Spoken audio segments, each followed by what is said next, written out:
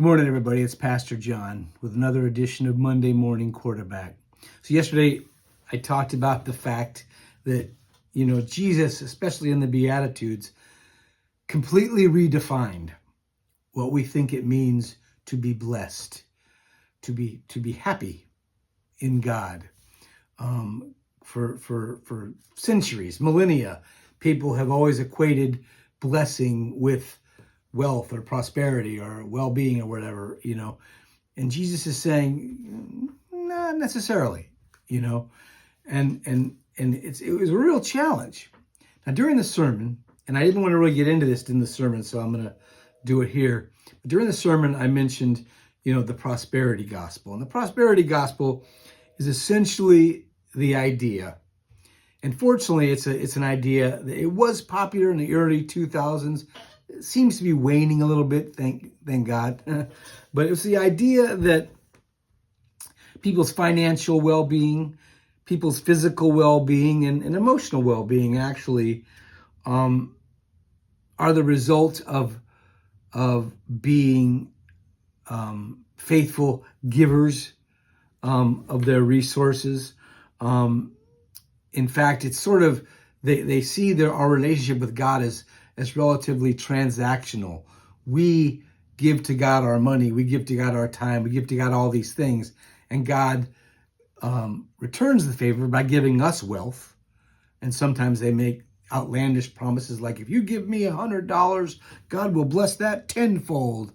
And so religion basically becomes your investment plan and not your life plan. So they do that, but they equate those two things. Blessing, God's favor is the result of you being unselfish with your resources.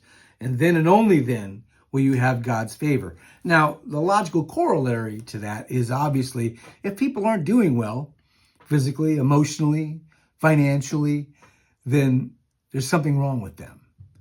And so you don't have to care for them. You just care for yourself. To me, the prosperity gospel is a heresy. It's a heresy. But it's a heresy that's deeply rooted in the American ethos, because we are a nation of people who focus more on ourselves. We are a nation who likes to measure things and grade things and assess and categorize and value, and these are not biblical things, So in response to the prosperity gospel, in response to our cultural expectations, the church really has two options. Oversimplifying here, but for the purposes of illustration, I'll say they have two options. One option is the option that unfortunately the church has bought into many times, and that is to buy into this idea of blessing means we get stuff. Bigger is better. We buy into that notion of consumer religion and, to the fact that we think only mega churches are successful because they're big, so they must be good at it, right? Our culture says, I want it now.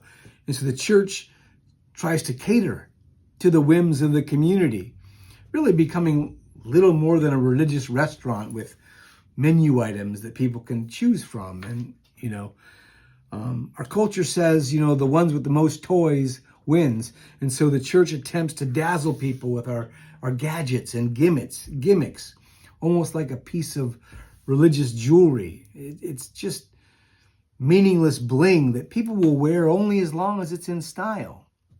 So that's one option. And like I said, sadly, the church oftentimes chooses that option. But the second option is for the church to, point a mirror in front of society and say, look at what we have become. Look at what we are becoming.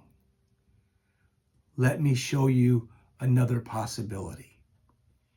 Let me show you a way that really serves from the ground up, not from the top down. Let me show you a way that again, seeks to serve rather than to dominate. But let me also show you a way that finds God in the midst of the difficulties in life, not just the blessings. Jesus said, blessed are the poor in spirit, blessed are those who mourn, blessed are the meek, blessed are you when people persecute you for my sake. I mean, that's terrible marketing. Jesus obviously did not have a marketing consultant before he preached that sermon. But that's the point.